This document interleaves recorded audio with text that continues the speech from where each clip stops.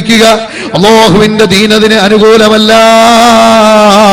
കാരണം പടച്ച റബ്ബ് പൊതുരംഗത്തേക്ക് പ്രവേശിക്കുന്നതിന് സ്ത്രീകൾക്ക് റെസ്ട്രിക്ഷൻ വെച്ചിട്ടുണ്ട് കേട്ടോ. ചിലർ ഹജ്ജിന് പോകുന്ന സമയത്ത് മുസല്ല 4 മടക്കായി കക്ഷത്ത് വെച്ചിട്ട് ഒറ്റ ഓട്ടാ. ആലോചിക്കും പടച്ചവനെ, ഇവർക്ക് ഈ ഫ്ലൈറ്റിൽ തിരുവനന്തപുരത്ത് നിന്ന് കയറിയതിനു ശേഷം വല്ല വഹിയും വന്നോ? 68 കൊല്ലം കായംകുളത്ത് ജീവിച്ചിട്ട് ഒരൊറ്റ ജുമാ നിസ്കരിച്ചിട്ടില്ല. മക്കത്ത് ചെല്ലുമ്പോ ഒരു ജുമായ്ക്ക് വേണ്ടി ഒരു പെണ്ണങ്ങ് ഓടുക. എന്തൊരു ഓട്ടമാ സാധുക്കളായ സ്ത്രീകൾ. അവർക്ക് പറഞ്ഞു കൊടുക്കാൻ ആളില്ല. ട്രാവൽസിന്റെ കൂടെ പോയാൽ അവരുടെ ലാഭവും അവരുടെ നഷ്ടവും നോക്കിയാൽ മതിയല്ലോ. അതേ സമയത്ത് പെങ്ങളെ,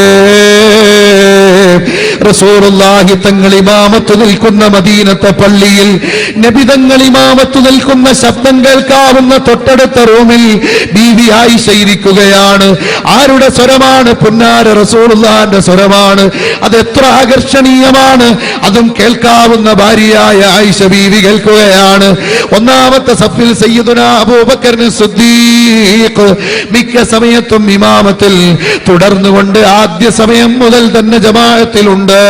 ആ സിദ്ദീഖുൽ അക്ബർ ആകുന്ന ഉപ്പാനോട്, ഉപ്പാ ഒരൽപ്പമങ്ങ് നീങ്ങി നിന്ന് തരുമോ ഉപ്പാ, ഞാനൊന്ന് വന്ന് നിൽക്കട്ടെ ഉപ്പാ എന്ന് പറഞ്ഞ് ആയിഷ ബീവി റളിയല്ലാഹു അൻഹാ ഒരു വഖത്തിനെങ്കിലും വന്ന് ജമാഅത്തായി റസൂലുള്ളാഹിനോടൊപ്പം ആണുങ്ങളുള്ള ജമാഅത്തിലായി അവിടെ വന്ന് തുടർന്നു നിസ്കരിച്ചതായി ഒരു വെള്ള പേപ്പറിൽ കറുത്ത അക്ഷരം വെച്ചെഴുതിയ നൂറ്റാണ്ടുകൾ 800 900 നൂറ്റാണ്ടുകൾക്കപ്പുറമുള്ള മഹാരഥന്മാർ 500 600 വർഷങ്ങൾക്ക് മുമ്പ് മദ്ഹബിന്റെ ഇമാമുകൾ ഇവിടെ വളരെ വ്യക്തമായി പറഞ്ഞ കാര്യങ്ങൾ എഴുതി പിടിപ്പിച്ച ഗ്രന്ഥങ്ങൾ ഇവിടെയുണ്ട് കേട്ടോ.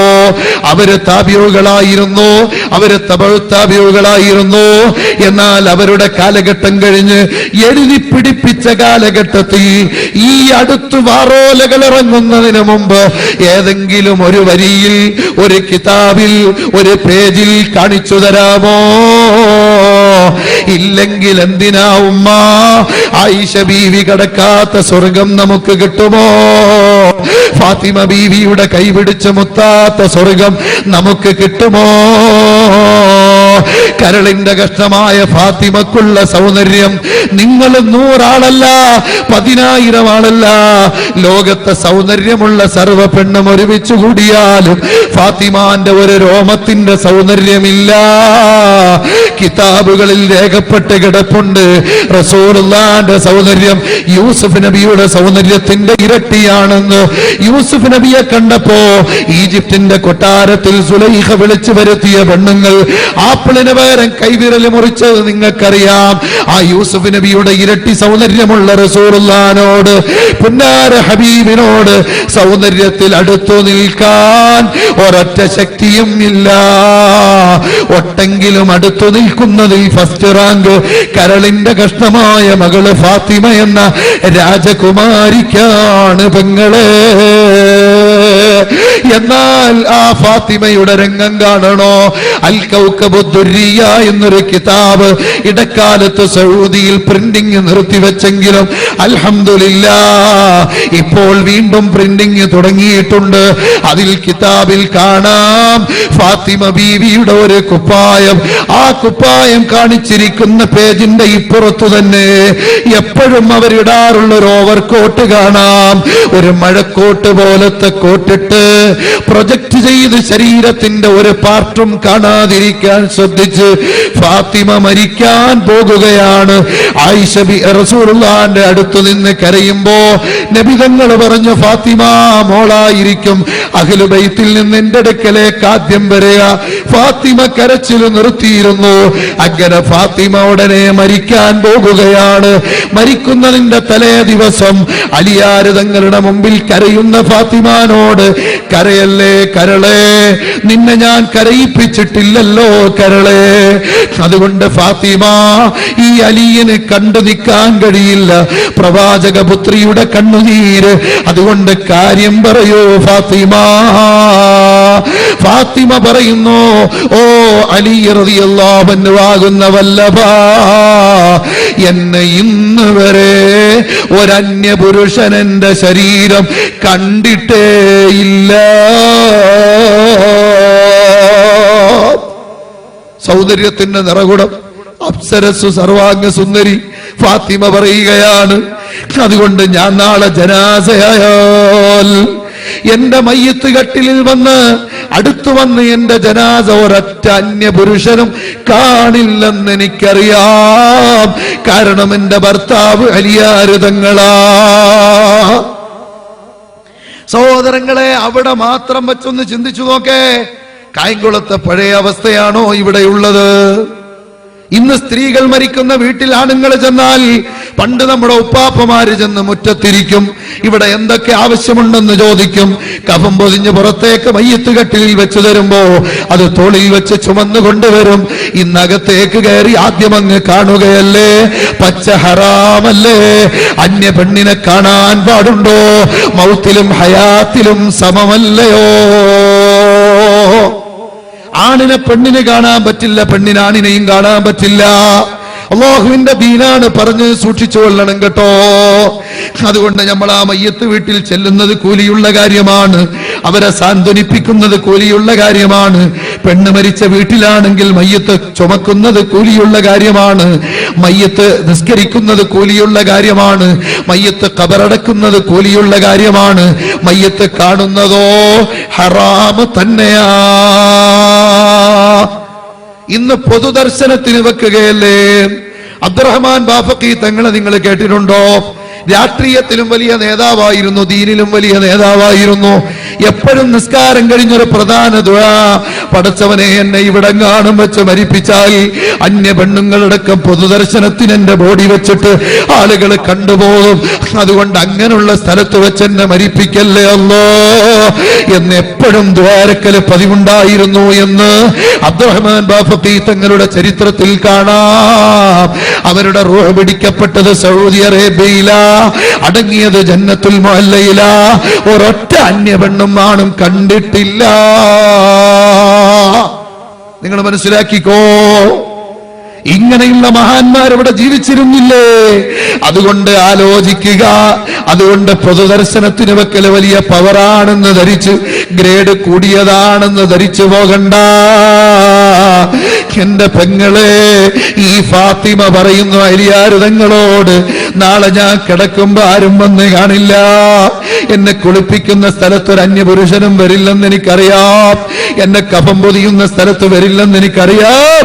പക്ഷേ കഫം പൊതിഞ്ഞ് വരിഞ്ഞ് മുറുക്കി കെട്ടിയ എന്റെ ശരീരം ഇളകിപ്പോകാതിരിക്കാൻ തുണി നല്ലതുപോലെ മുറുക്കി കെട്ടിയിട്ട് ആ പൊതിഞ്ഞ ശരീരമുണ്ടല്ലോ, തൊലി കാണില്ല, മുടി കാണില്ല, പക്ഷേ ഏകദേശം ആകാരമാകൃതി കാണത്തക്ക രീതിയിൽ കട്ടിലിൽ വെച്ച് ചുമന്നു കൊണ്ടുപോകുമ്പോ അന്യപുരുഷന്മാര് കാണുന്ന രംഗം എനിക്ക് ആലോചിച്ചിട്ട് കരയാതിരിക്കാൻ നിവൃത്തിയില്ല.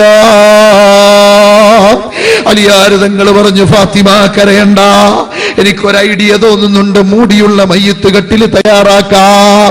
ഇന്ന് കായംകുളം പുത്തൻതെരുവ് പള്ളിയിലുള്ള മൂടിയുള്ള മയ്യത്ത് കട്ടിലിന്റെ തുടക്കം അവിടുന്നാണ് മക്കളെ. തുറന്ന കട്ടിലും മയ്യത്ത് കൊണ്ടുപോകുന്നതിന് കുഴപ്പമില്ല. നമ്മുടെ സലീം മുസ്ലിയാരെ കരുനാഗപ്പള്ളി മർഹൂം, അല്ലാഹു തആല അവർക്ക് മഗ്ഫിറത്തും റഹ്മത്തും നൽകട്ടെ, എപ്പോഴും പറയും, പള്ളിയിലെ മയ്യത്ത് കട്ടിൽ എന്നെ എടുക്കാനല്ല, എന്റെ ശരീരം വലുതാണ്, അദ്ദേഹം കിടക്കുന്ന കട്ടിലാണ് മയ്യത്ത് കൊണ്ടുവന്നത്. അതുപോലെ കൊണ്ടുവരുന്നതിന് തകരാറൊന്നുമില്ല. പക്ഷേ മൂടിയുള്ള മയ്യത്ത് കട്ടിൽ തയ്യാറാക്കിയത് ഫാത്തിമാന്റെ കരച്ചിലടക്കാൻ അലിയാർ തങ്ങളാണ് തുടക്കത്തിൽ. എന്നിട്ട് ആ കട്ടിലൊക്കെ തയ്യാറാക്കി റെഡിയാക്കാമെന്ന് പറഞ്ഞിട്ട് പിന്നെയും കരച്ചു. അപ്പൊ ചോദിച്ചു, വീണ്ടും എന്തിനാ കരയുന്ന? മരിക്കുന്നതിന് പേടിയാണോ? എന്റെ ഉപ്പാനെ കാണാൻ പോകുന്നത് പേടിയോ? എന്റെ പേടി പടയിൽ തന്നെയാണ് വല്ലഭ. എന്റെ പ്രിയപ്പെട്ട ഭർത്താവേ, പ്രാണനാഥ, എനിക്ക് ആ പേടി തന്നെയാണ്. എന്നെ നിങ്ങൾ മൂടിയുള്ള മയ്യത്ത് കെട്ടിൽ കൊണ്ടുവന്ന് പറഞ്ഞല്ലോ, ശരിയാ. പക്ഷേ ജന്നത്തുൽ ബഖീൽ അങ്ങ് ചെല്ലുമ്പോ ആ ഖബറിലേക്ക്, കുഴിയിലേക്ക് എന്നെ ഇറക്കുമ്പോ ആണുങ്ങൾ മാത്രം ചുറ്റിവരിഞ്ഞു നിൽക്കുന്ന ഖബറിന്റെ ആ പശ്ചാത്തലത്തിൽ എന്നെ ഇറക്കുന്ന സമയം എനിക്ക് ആലോചിച്ചിട്ട് ഹയാ കൊണ്ട് സഹിക്കുന്നില്ല. അപ്പൊ അലിയാർ തങ്ങൾ ചോദിച്ചു, ഇതെന്ത് ചെയ്യാനാ ഫാത്തിമ? അതിന് പരിഹാരം എങ്ങനെ കാണാനാ? ഉടനെ ഫാത്തിമ ബീവി ഒരു പരിഹാരം പറഞ്ഞു കൊടുത്തു, റളിയല്ലാഹു അൻഹാ. ഫാത്തിമ പറഞ്ഞു കൊടുത്തു, സയ്യിദത്തു നിസാഇ അഹ്ലിൽ ജന്ന, സ്വർഗത്തിലെ സ്ത്രീകളുടെ നേതാവെന്നാണ് റസൂലുള്ളാഹി വിശേഷിപ്പിച്ചത്. അവരുടെ കൈപിടിച്ച് മുസാഫഹത്ത് ചെയ്യാതെ ഒരൊറ്റ പെണ്ണിനും അകത്ത് കടക്കാൻ കഴിയില്ല. ആ ഫാത്തിമ പറഞ്ഞ മറുപടി എന്താണെന്ന് അറിയോ? എങ്കിൽ എന്റെ ജനാസ മഗ്‌രിബിന് ശേഷം ഇവിടുന്ന് എടുത്താൽ മതി. ആണുങ്ങൾ പകല് കാണൂലല്ലോ, അതുകൊണ്ട് രാത്രിയിൽ അടക്കിയാൽ മതി. രാത്രിയിൽ കബറടക്കൽ പറ്റുമോ എന്ന സ്ഥലം ചർച്ച ചെയ്യുന്ന സ്ഥലത്ത് കിതാബിൽ കാണാം, ജായിസാണ്. കാരണം ഫാത്തിമയുടെ കബറടക്കം രാത്രിയായിരുന്നു. പൊന്നാര ഹബീബ് റസൂലുള്ളാഹി അവിടുത്തെ കരളിന്റെ കഷ്ടമായ മകളെ വളർത്തിക്കൊണ്ടുവന്നത് അങ്ങനെയാണ്. ഇന്ന് മുസ്ലിയാന്മാര് പോലും മക്കളെ വളർത്തുന്നത് എങ്ങനെ? കൈപൊക്കിയാൽ കക്ഷം കാണാവുന്ന ഷർട്ട്. ആർക്ക്? 4ാം ക്ലാസ്സിലെ കുട്ടിക്കാരിക്ക് ഇട്ടു കൊടുക്കുന്ന വലിയ കുഴപ്പമില്ലല്ലോ ഉസ്താദ് എന്ന് പറയും. വളർന്നു വരുന്ന ഈ സിസ്റ്റത്തിൽ തന്നെ ആയിരിക്കും. അവസാനം പലരും പറയുന്ന പോലെ സ്റ്റാമ്പ് ഒട്ടിച്ച് നടക്കും. പിന്നെ ഇവിടെ എങ്ങനെയാ സമാധാനം ഉണ്ടാകുക? എന്തെല്ലാം അപകടത്തിലേക്ക് പോകും. അള്ളാഹു കാത്തുരക്ഷിക്കട്ടെ. അതുകൊണ്ട് ഉമ്മമാരെ, പരമാവധി ഫാത്തിമ ബീവിയുടെ പരിശുദ്ധിയൊന്നും ഒരു പെണ്ണിനും കാഴ്ചവെക്കാൻ കഴിയില്ല. അതേ സമയത്ത് പരമാവധി സൂക്ഷിക്കണേ ഉമ്മ, പരമാവധി സൂക്ഷിക്കണേ പെങ്ങളെ. അതുകൊണ്ടതാ ആ ജുമക്ക് വേണ്ടി, ജമാഅത്തിന് വേണ്ടി അവിടേക്ക് ചെല്ലുമ്പോഴും ഒരു പ്രത്യേകതയും അല്ലാഹുവിന്റെ ദീന് പറഞ്ഞിട്ടില്ല. ആ മദീനത്തെ പള്ളിയിൽ ഉമ്മു ഹുമൈദിനി സാഇദിയ്യ റളിയല്ലാഹു അൻഹ വന്നിട്ട് ഇവിടെ 2 റക്അത്ത് നബിയേ, അവിടുന്ന് ഇമാമത്ത് നിൽക്കുമ്പോ കുറെ ബാക്കിലോട്ട് മാറി ഞാനൊന്ന് നിസ്കരിച്ചോട്ടെ എന്ന് ചോദിച്ചപ്പോ ഉമ്മു ഹുമൈദിനോട് പുന്നാര റസൂലുള്ളാഹി പറഞ്ഞത് മദീനത്തെ പള്ളിയിൽ നിസ്കരിക്കാമെന്ന് ചോദിച്ചപ്പോഴാണ് ഉമ്മു ഹുമൈദേ, എന്റെ കൂടെ നിസ്കരിക്കുന്നതിനേക്കാളും ഈ പള്ളിയിൽ നിസ്കരിക്കുന്നതിനേക്കാളും നിങ്ങളുടെ കുടുംബ പള്ളിയിൽ നിസ്കരിക്കുന്നതിനേക്കാളും ആ നിന്റെ വീടിന്റെ ഉമ്മറത്തിനേക്കാളും അകത്തളത്തിലെ ഇരുൾമുറിയാണ് അഭികാമ്യമെന്ന് നബി തങ്ങൾ പറഞ്ഞു കൊടുത്ത കാരണത്താൽ ഹദീസിൽ വളരെ വ്യക്തമായി കാണാം. പിന്നെ മരിക്കുന്നത് വരെ ആ ഇരുട്ടുമുറിയിൽ നിന്ന് ഉമ്മു ഹുമൈദ് പുറത്തിറങ്ങിയിട്ടില്ല. നിസ്കാരം മാത്രമല്ല, അവിടെ തന്നെ ഇരുന്ന് ജീവിച്ചു. സൗദി അറേബ്യയിൽ നമ്മള്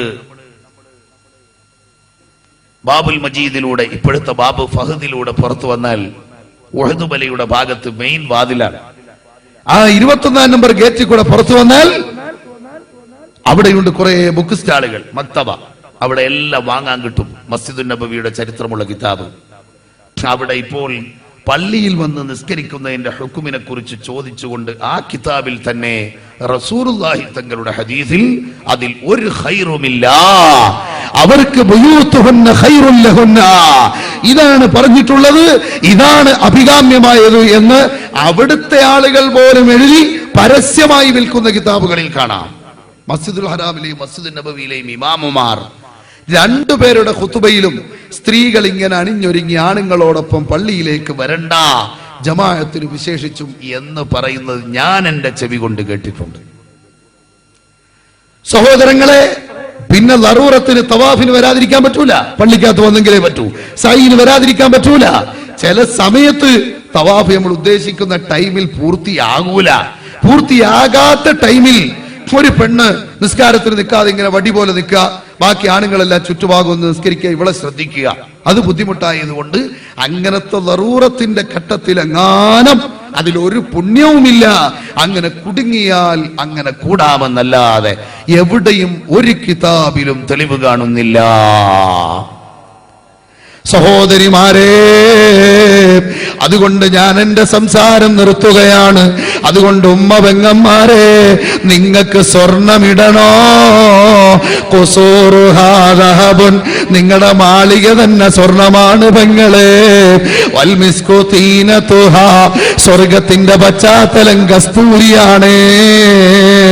മാത്രമല്ല വസ്സഫറാനു ഹശീശുൻ നാബിതുൻ ഫീഹാ, അവിടെ കിളിച്ചു നിൽക്കുന്ന കളച്ചെടികളും പുല്ലുകളും വരെ കുങ്കുമമടക്കമുള്ള വലിയ വിലപിടിപ്പുള്ള സുഗന്ധങ്ങളാണ്. അതുകൊണ്ട് ആ സ്വർഗത്തിന് വേണ്ടിയുള്ള യാത്രാവേളയിൽ ഒരു സത്രം, അത് മാത്രമാണ് ദുനിയാവെന്ന് കണ്ട് അതിലൂടെ മുമ്പോട്ട് പോയി ഈമാൻ കാമിലായി മരിക്കുന്ന സ്വാലിഹീകളിൽ അല്ലാഹു നമ്മളെ